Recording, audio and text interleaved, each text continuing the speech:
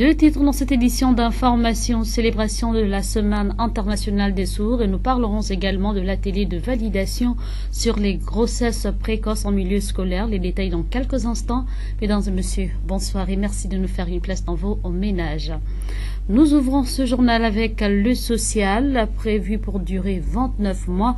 Les travaux du pont reliant la nouvelle cité au carrefour dragage piétine, une situation mal vécue par les populations qui ne savent plus à quel sens se vouer. Le constat a été fait par Arnaud Mbabekong et Mosconi Ngonba.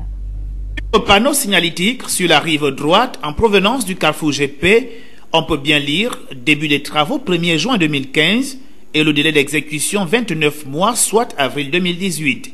Un délai non tenu par l'entreprise adjudicataire et au quotidien, les populations se plaignent de cette situation qui n'a que pour elles trop duré.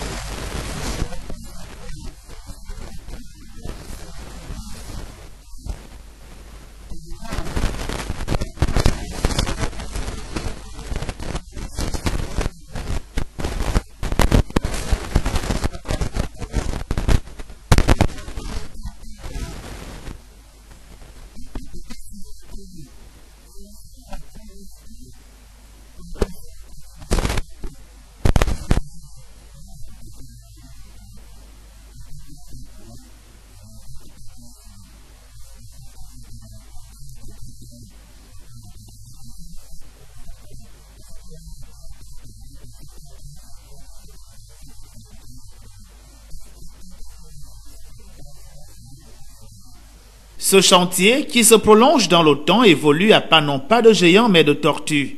La finition du chef-d'œuvre pourrait prendre encore des mois, maintenant ainsi les usagers de cette voie dans la précarité en termes de déplacement. Le front social, le Gabon reste gangréné par des grèves à n'en point finir dans les administrations, comme ici à la CNSS où le personnel exige le départ du docteur Christian Nicole Assélé. Et ce matin, une bière a été installée au sein de cette administration en guise de deuil. C'est ce qui nous rapporte ici Fram Biogedzo et Vitalis Kumba.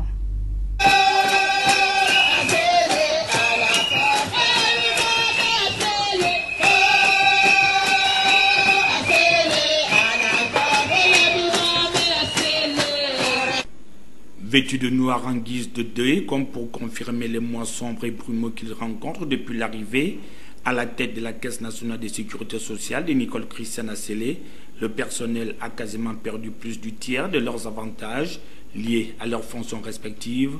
Tout est parti lors de la tenue des élections devant permettre à cette entité de pouvoir bénéficier d'un collège de délégués du personnel digne de son nom. Lors du scrutin, le CIPRO CNSS avait tout ravagé au passage, laissant sur le tapis ses adversaires, qui du reste avaient toujours bénéficié des largesses de la direction générale de la Caisse nationale de sécurité sociale. De là va naître la discorde actuelle, avec une partie défendant la cause des travailleurs et une autre qui se la coulée douce. Les travailleurs qui ont décidé, en toute liberté, d'adhérer à Dynamique Unitaire. Là, je rappelle que l'ancienne centrale était en intelligence avec notre administration et nous a jamais soutenu quand on avait un certain nombre de différends avec l'employeur.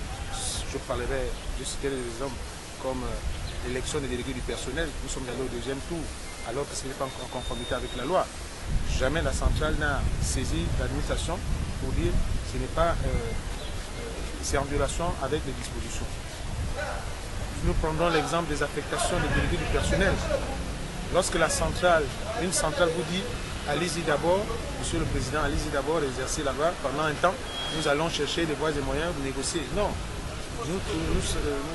À partir de ce moment, c'est ça qu'on appelle la préfète de la politique. Une centrale se doit de rappeler les textes à un employeur qui ne le respecte pas.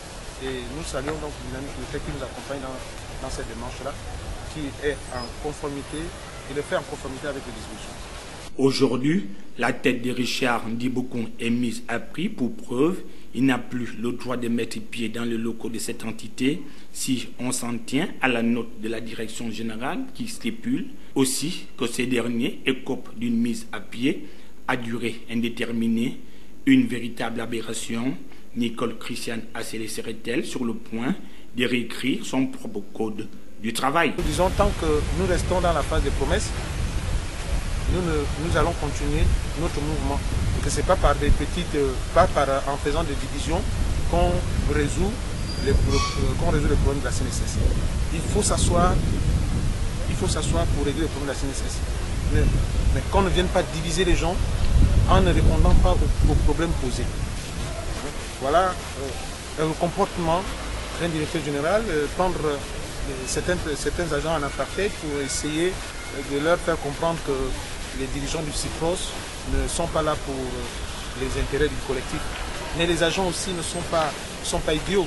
Ils comprennent très bien et que ce n'est pas la première fois que Madame le directeur général s'illustrait dans des promesses. Nous disons, la CNSS, ce n'est pas des promesses. La CNSS, ce n'est pas de diviser les gens. Il faut répondre aux questions, aux problèmes posés. Le risque est grand de voir les pensionnaires domiciliés à la Caisse nationale de sécurité sociale se voir privés de leur pension retraite cette fin du mois. Dès le 1er octobre 2018, aucun service minimum ne sera plus assuré au sein de cette structure, ce qui doit permettre à Nicole Christiane Asselé de revoir sa copie. Je vous l'annonce en titre, c'est la salle de réunion du siège de l'Association des sourds et muets du Gabon qui a servi de cadre à la commémoration de la Semaine internationale des sourds avec pour thème « Avec la langue des signes, chacun est inclus ». Les précisions avec Oltman Aldomabunda et Vitalis Kumba. La Semaine internationale des sourds, qui a été célébrée et reconnue en 1958 par la Fédération mondiale des sourds, a été célébrée ce jour au siège de l'Association des sourds et muets du Gabon sous le thème « Avec la langue des signes, chacun est inclus ». Les acteurs de cet événement sont revenus sur le thème pour valoriser cette langue des signes à travers les sensibilisations. Notons également que notre pays, le Gabon, dispose aujourd'hui d'une dizaine d'interprètes dans la langue des signes. Sachant que cette langue est le moyen par lequel ces Gabonais peuvent exprimer leurs pensées, idées et des émotions, elle se doit d'être valorisée et considérée comme toute autre langue. En outre de cela, on note l'exclusion dans des administrations publiques et privées des personnes sourdes, notamment les médias, les structures médicales, municipalités et bien d'autres. L'inclusion dans les administrations publiques et privées au Gabon. Où en sommes-nous? Peut-on vraiment parler d'inclusion au Gabon? Difficilement. Parce que la langue des signes a été pendant longtemps le stigmate visible et honteux de l'anomalie des personnes sourdes. Vous allez demander à tous ces sourds qui sont ici, parfois quand 20 heures arrivent, ils sont devant leur écran, mais souvent ils manquent d'interprètes, ils n'ont pas accès aux informations parce qu'il n'y a pas d'interprète pour pouvoir retransmettre l'information. Or, le recensement général de la population et de logement de 2013 nous apprend qu'il y a au Gabon exactement 7202 sourds. 7202 sourds qui n'ont donc pas accès à l'information. Prenons un autre exemple. Les structures sanitaires, les hôpitaux. Comment fait un sourd lorsqu'il est devant un infirmier, lorsqu'il est devant un médecin? Comment fait-il pour exprimer sa difficulté, son mal? Difficilement. Parce que dans nos hôpitaux, justement, il n'y a pas encore d'interprète. Nos médecins, nos infirmiers, bref, le personnel sanitaire ne maîtrise pas la langue des signes. Et si vous vous renseignez, vous demandez mais comment vous faites comment les sourds font-ils devant les médecins? Mais c'est difficile, c'est un langage de sourds, permettez-moi l'expression. Dans les mairies, c'est la même chose. Lorsqu'il y a une sourde accouche, comment fait-elle ou comment fait-il son mari pour suivre les différentes formalités administratives? Face à cette situation, quelles sont les pistes de proposition de solutions pour une inclusion complète au sein de la société? La première chose, c'est qu'il faut officialiser la langue des signes gabonaise. Il faut arriver à la création d'un dictionnaire à langue des signes gabonaise. Ce dictionnaire sera une référence pour tous ceux qui voudront apprendre cette langue. Alors, souhaitons que ces propositions soient prises à bras le corps par la tutelle. Rien à voir avec ce qui précède à chaque rentrée scolaire, il est fréquent de rencontrer des parents d'élèves qui se plaignent du fait que le ministère de l'Éducation nationale n'aurait pas respecté le choix effectué par leur progéniture concernant l'orientation.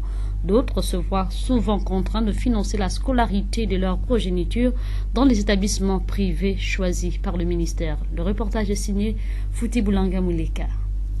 Plusieurs élèves sont souvent victimes de l'insuffisance des lycées et collèges au Gabon, surtout que, depuis quelques années, peu d'établissements scolaires sont sortis de terre. Les plus victimes sont le plus souvent les élèves nouvellement admis en classe de 6e. En effet, pour cette catégorie, plusieurs élèves sont souvent victimes du non-respect du choix de l'établissement sollicité au moment du remplissage de la fiche d'orientation. Parfois, le ministère de l'Éducation nationale les oriente dans des établissements situés à plusieurs kilomètres de leur domicile, ce qui présagerait l'échec scolaire assuré, surtout pour des enfants âgés de 8 à 10 ans en moyenne. Une autre catégorie d'enfants victimes est celle que le ministère oriente dans des établissements scolaires privés et dont il contraint les parents démunis à s'acquitter des frais d'écolage jusqu'à l'obtention de leur premier diplôme du secondaire. Se voulant être un pays d'équité et d'égalité de chance, et surtout, eu égard à sa démographie évolutive, le ministère de l'Éducation nationale se doit de construire plusieurs établissements scolaires et de respecter le choix des élèves. Un atelier de validation de la stratégie de prévention et de prise en charge des grossesses précoces en milieu scolaire a été organisé ce jour au sein du ministère de l'Éducation nationale. Celui-ci avait pour objectif de permettre au gouvernement de disposer d'un document cohérent en vue d'une action efficiente contre ce phénomène qui dérègle les valeurs sociales à partir du milieu scolaire. Le reportage est mis en image par Vitalis Combat. Les acteurs du ministère de l'Éducation nationale, les représentants des organismes internationaux tels que l'UNICEF, l'UNFPA, l'UNESCO et l'OMS se sont retrouvés ce jour pour la validation de la stratégie de prévention et de prise en charge des grossesses précoces en milieu scolaire. En effet, la révision de la coopération à mi-parcours de 2012 à 2016 a permis de faire la proposition de recommandations suggérant de mener une étude sur cette problématique qui figure parmi les raisons qui justifient l'abandon scolaire de l'élève fille, la plongeant davantage dans la précarité. Au Gabon, 14% des naissances concernent des adolescentes et 28% des jeunes filles de 15 à 19 ans ont déjà été enceintes, selon l'enquête démographique et de santé du Gabon en 2012. Les mortalités néonatales, postnatales et infantiles sont inversement proportionnelles à l'âge de la mère et la mortalité maternelle est 3 fois plus élevée chez les adolescentes que chez leurs aînés. La maternité précoce compromet la scolarité des adolescentes.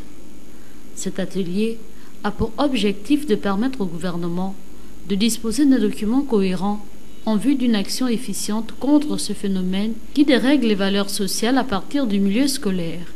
Cette initiative permet d'assurer le maintien des adolescentes dans le système éducatif en leur proposant un accompagnement pour prévenir la survenue des grossesses et assister celles qui sont sur le point de devenir mères. 17 agents de l'aéroport de Libreville viennent de bénéficier d'une médaille de travail à l'occasion de la commémoration des 30 ans d'existence de cette entité. Les précisions avec Euphrame Bioguezo. 30 années d'existence au service de la clientèle. C'est en ces mots que la direction générale de l'aéroport de Libreville a commémoré son anniversaire en présence du personnel de cette administration et les autorités compétentes. Lieu de cette cérémonie festive, l'esplanade de l'ADL qui a d'ailleurs refusé du monde, d'autant plus que la présente rencontre a également servi d'office à la décoration de 17 agents à la médaille du travail. En termes de distinction, les récipiendaires ont reçu les médailles en bronze, argent et or. Et en vertu des pouvoirs qui me sont conférés, je vous décore de la médaille d'or du travail avec toute ma félicité. Occasion tout indiquée pour le secrétaire général du ministère de l'Emploi de féliciter l'ensemble des récipiendaires tout en louant les efforts consentis par les responsables de l'aéroport de Libreville dans la préservation des emplois du personnel dans un contexte difficile, ce malgré la crise. C'est un réel motif de joie pour ces mères et pères de famille qui, au cours des derniers mois, s'inquiétaient du sort. L'administration du travail en sait quelque chose qui leur aurait été réservé après avoir pris connaissance de la cessation du contrat entre l'État gabonais et l'employeur ADL. L'emploi, nous le savons, contribue à l'équilibre social des êtres et, depuis son arrivée en 1988, ADL a permis de générer plus de 1000 emplois sur la plateforme aéroportuaire. C'est dire l'effort consenti par votre société à participer au bien-être des familles gabonaises de 1998 jusqu'à aujourd'hui. À ce jour, ADL enregistre plus d'1 million de passagers par an, ce qui a valu l'obtention d'une distinction internationale, une première en Afrique centrale. C'est pourquoi le personnel d'ADL souhaite résolument s'inscrire dans la nouvelle page de l'histoire de l'aéroportuaire au Gabon. En religion, moment de prière pour le maire, le 4e adjoint au maire et son cabinet qui était du côté de la paroisse Notre-Dame de Lourdes du PK9 à l'occasion d'une messe d'action de grâce. C'est en présence de Frame Biogezo et Yvan Bertrand Koumile-Kandoumba. C'est une foule immense qui s'est donné rendez-vous à la paroisse Notre-Dame des Apôtres du PK9 à l'initiative d'une messe d'action de grâce sollicitée d'ailleurs par le 4e maire adjoint de la commune de Libreville, qui du reste est engagé avec toute son équipe aux joutes électorales à venir. Une opportunité pour ce dernier de se soumettre aux exigences du Très-Haut qui exhorte aux âmes égarées de se joindre à lui afin de pouvoir bénéficier de ses bienfaits tout au long de leur existence sur terre.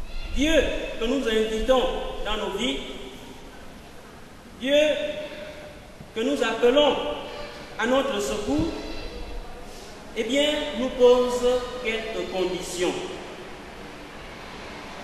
Voulez-vous que je sois là réellement au milieu de vous pour vous apporter ce que votre cœur désire, ce que vous cherchez?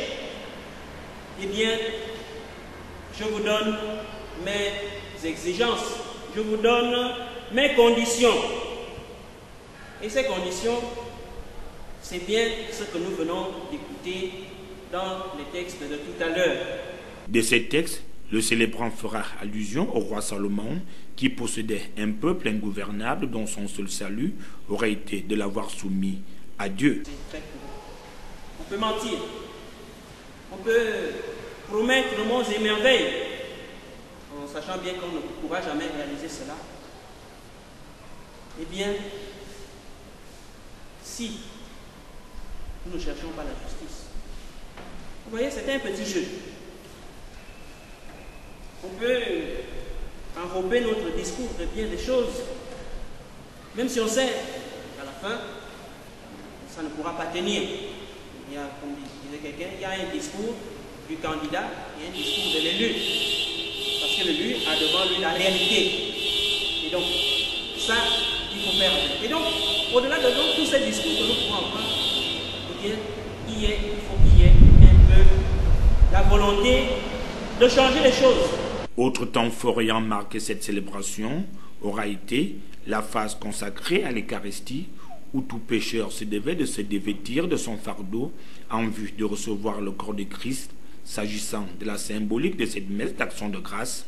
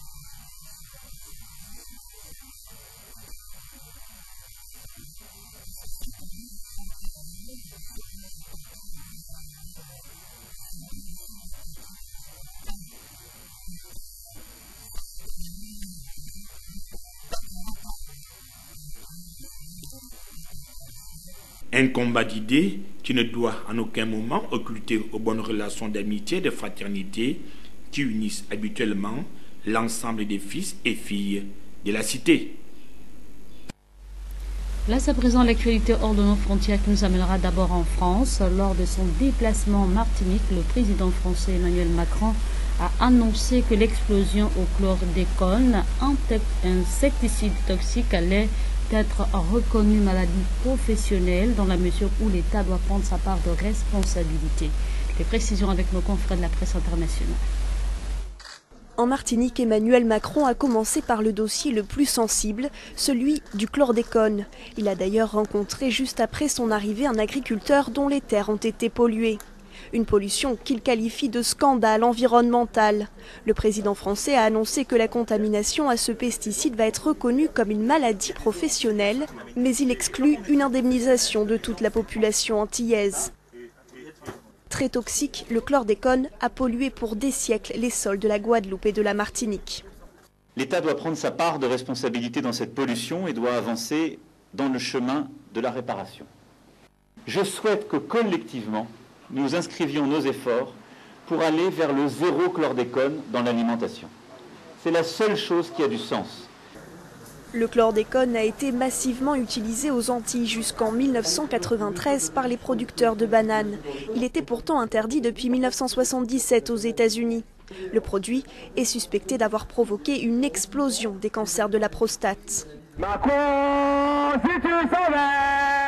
Bravant l'interdiction de se rassembler due à l'approche de la tempête Kirk, une centaine de manifestants sont venus exprimer leur colère. On connaissait tout et le danger de cette molécule et on a quand même laissé épandre cette molécule en quantité en Martinique. L'écologie sera encore l'un des thèmes majeurs du déplacement d'Emmanuel Macron. En Guadeloupe ce vendredi, il compte aborder le problème des sargasses, des algues toxiques qui s'amoncellent sur les plages et les ports. Le président français terminera ensuite sa visite par un passage à Saint-Martin et à Saint-Barthélemy, un an après le passage de l'ouragan Irma. En Amérique, le juge Kavanaugh, candidat à la Cour suprême, accusé d'agression sexuelle, a vigoureusement clamé son innocence jeudi devant le Sénat américain, dénonçant un coup monté politique. Donald Trump a quant à lui renouvelé son soutien. Les précisions une fois de plus avec nos confrères de la presse internationale. C'est la première à être entendue par les sénateurs américains. La voix tremblante, Christine Blasey Ford prend la parole dans une audition retransmise en direct à la télévision. Je ne suis pas là aujourd'hui parce que je le souhaite. Je suis terrifiée. Je suis là aujourd'hui parce que je pense que c'est mon devoir civique. Elle affirme avoir été abusée sexuellement par Brett Kavanaugh à l'occasion d'une fête dans le Maryland en 1982. Devant la commission judiciaire du Sénat, elle raconte la scène. Brett m'a attrapée et a essayé d'enlever mes vêtements. Je croyais qu'il allait me violer.